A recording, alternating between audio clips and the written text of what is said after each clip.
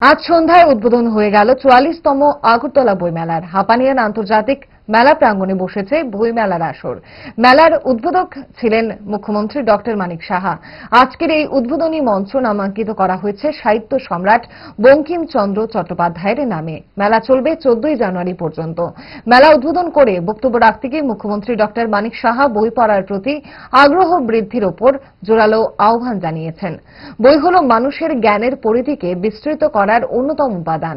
প্রকৃত শিক্ষায় নিজেদের বিকশিত করতে গেলে বই পড়ার কোনো বিকল্প নেই।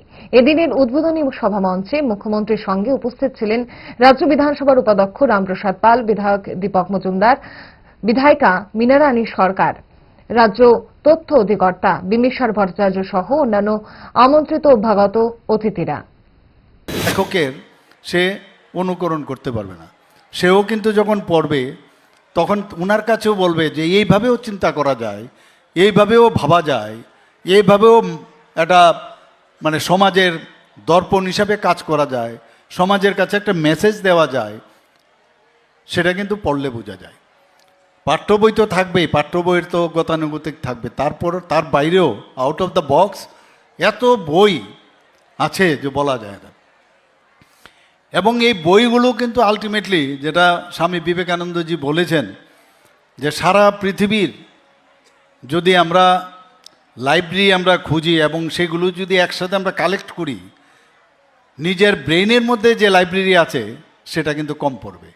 অর্থাৎ আমাদের ব্রেইনের মধ্যে সব আছে, সব কিছু আছে, খালি এটাকে এক্সপ্লোর করা।